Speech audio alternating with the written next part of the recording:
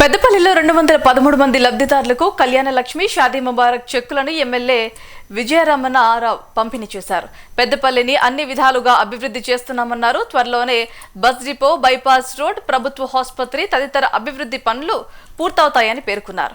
తమ పాలనలో అవినీతికి తావు లేదని, నీతివంతమైన పాలనను అందిస్తూ ప్రజల అభిమానాన్ని పొందామని తెలిపారు.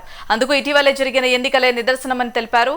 పేదలకు ఇందిరమ్మ ఇండ్లు, మహిళలకు ఆర్టీసీ బస్సుల్లో ఉచిత ప్రయాణం, 200 యూనిట్ల వరకు ఉచిత విద్యుత్, రైతులకు 2 లక్షల వరకు రుణమాఫీ చేస్తామన్నారు. రైతుల ఖాతాల్లో 9 రోజుల్లోనే రైతు భరోసా నిధులు జమ చేశామన్నారు ఎమ్మెల్యే విజయరమణారావు.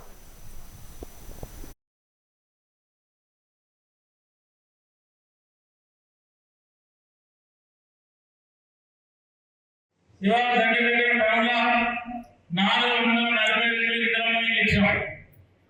మా అన్ని కూడా ప్రారంభ దశలు ఉన్నాయి.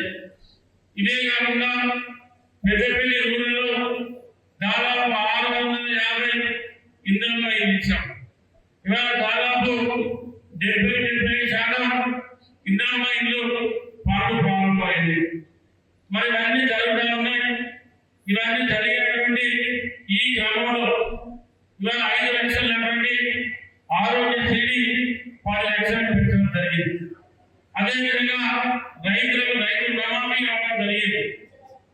మరి ఏంటంటే ఆనాటి ప్రభుత్వం సన్నమండల బోనస్ అని చెప్పి మోసం చేస్తే మన ప్రభుత్వం వచ్చిన తర్వాత పేరు వర్షాకాలం పట్టణండి ముఖ్యమంత్రి రేవంత్ రెడ్డి గారు మీరు రైతులు సన్నమండలి పెట్టండి, క్వింటాలకు 500 రూపాయలు బోనస్ ఇస్తామని చెప్పి మాట ఇచ్చి మాట తప్పకుండా మన పేరుసారి రాష్ట్రం మొత్తంలో 119 నియోజకవర్గాల 1000 కోట్ల బోనస్ అంటే ఒక పెద్దపల్లి నియోజకవర్గానికి 60 కోట్ల బోనస్ వచ్చింది.